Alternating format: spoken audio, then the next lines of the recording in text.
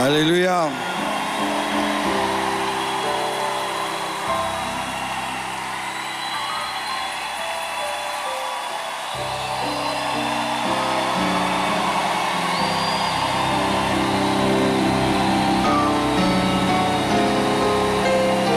Merci. Prenez place, s'il vous plaît. Alors, vous remarquez la présence de quelqu'un à côté de moi.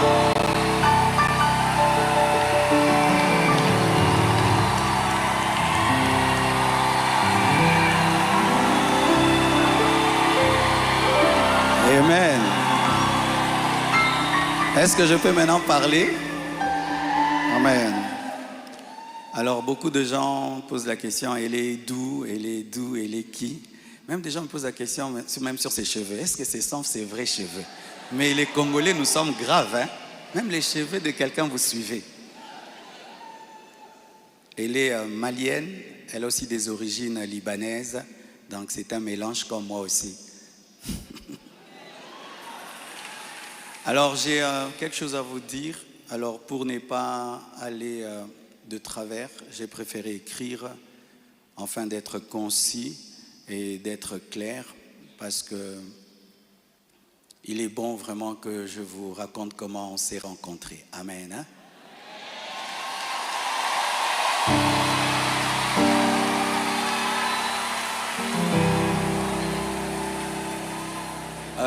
Est-ce qu'il y a quelqu'un qui parle en lingala? J'aimerais aussi que ceux qui parlent le lingala entendent. Qui interprète bien le lingala et qui est bien habillé?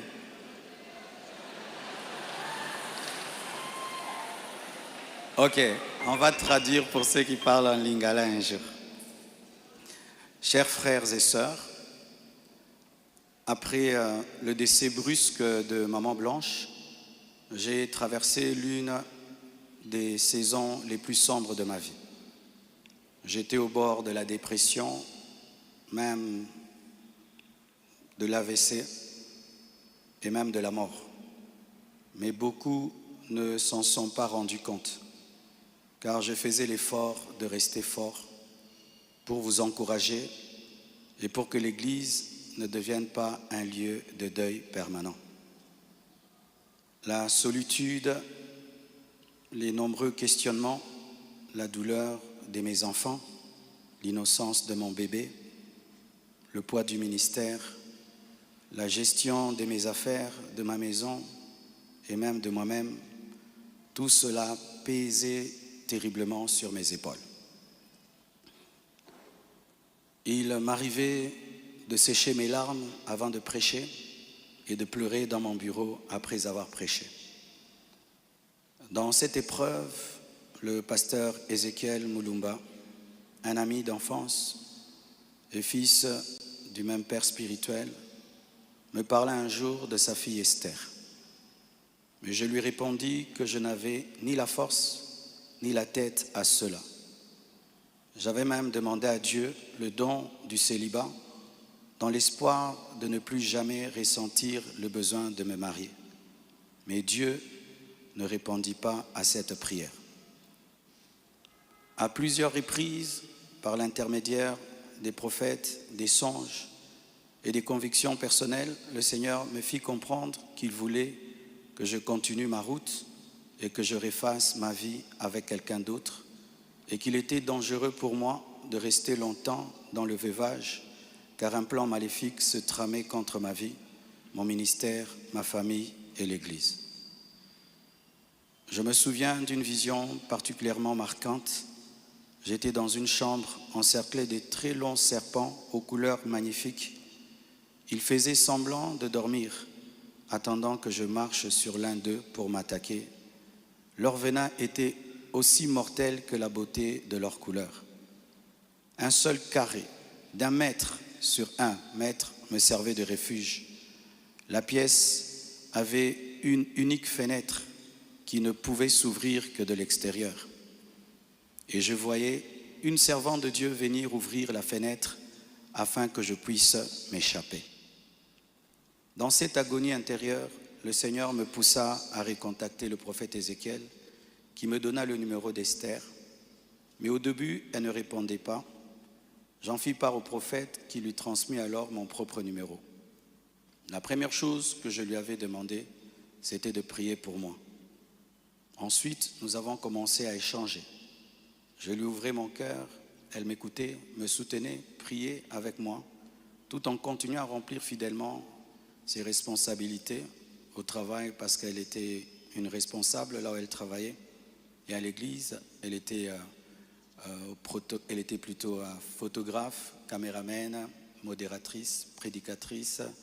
Elle était diaconesse et elle était consacrée pasteur. Et elle continue à remplir fidèlement ses responsabilités au travail à l'église, même très tard la nuit quand j'avais des insomnies et malgré le décalage horaire de 5 et 6 heures. Au fil du temps, une relation sincère est née. Une flamme s'est allumée et dans mon cœur, j'ai eu l'assurance que c'était elle. J'en ai parlé à son pasteur, à mes parents, à mes pères spirituels et à mes amis, afin de ne rien faire sans rédévabilité, conseil et prière des autres. Même mes enfants ont été associés. Ils ont souhaité la rencontrer, ce qui s'est fait selon le timing de Dieu à Bruxelles. Le Seigneur m'avait parlé d'une période d'1 an.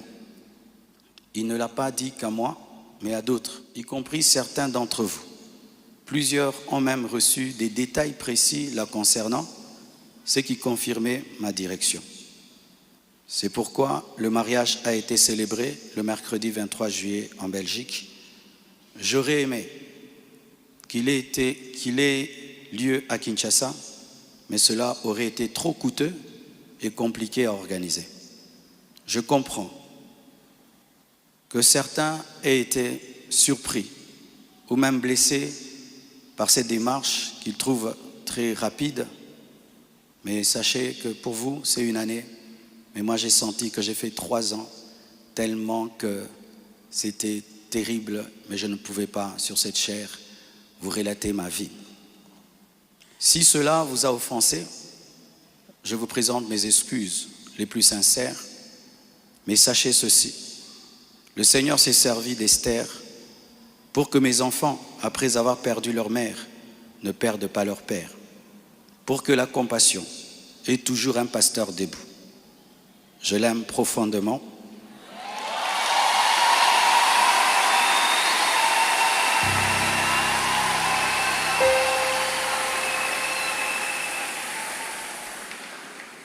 Je l'aime profondément. Elle n'est pas venue pour effacer la mémoire de Maman Blanche, mais pour continuer l'œuvre, comme Élisée après Élie, avec humilité et soumission à Dieu.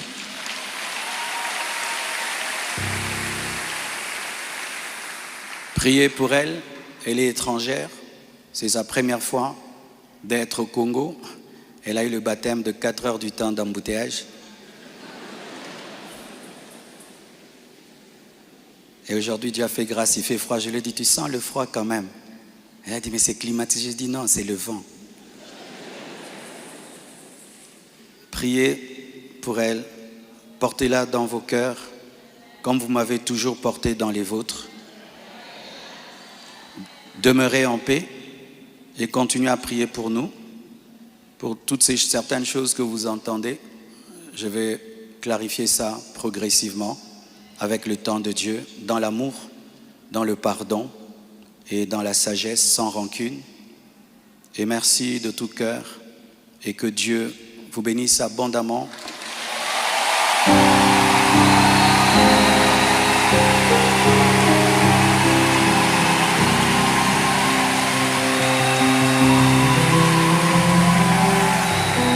Pour votre soutien, vous avez prouvé au monde que vous êtes une église mature.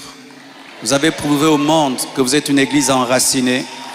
Vous avez prouvé au monde que votre foi est fondée sur Jésus. Vous avez prouvé au monde que vous êtes une église 4x4, une armée de Dieu.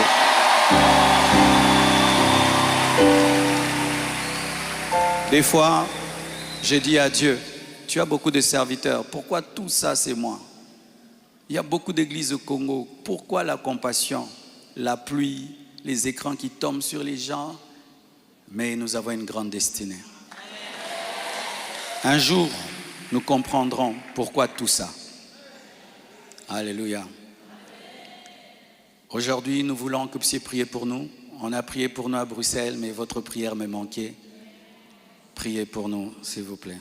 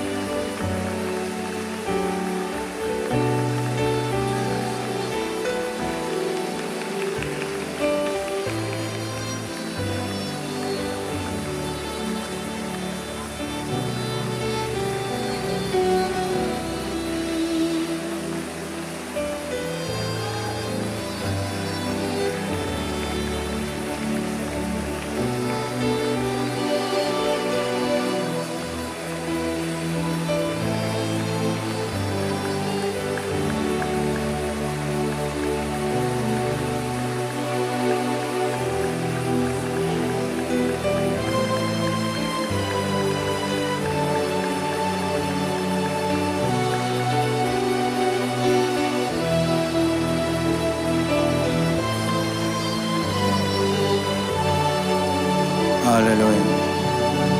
Maman Esther va prier pour nous.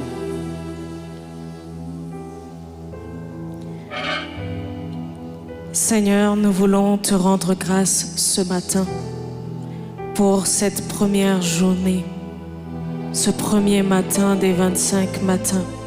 Nous te rendons grâce éternelle pour tout ce qui a pris place en ce lieu. Nous te disons merci Seigneur parce que nous avons déjà expérimenté ta présence.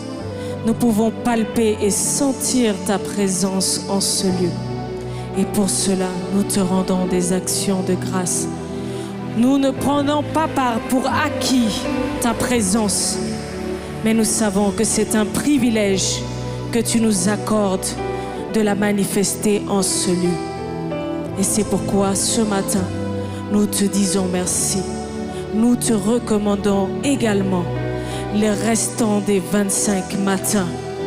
Nous prions, Seigneur mon Dieu, que nous puissions expérimenter ta présence jour après jour et davantage en ce lieu.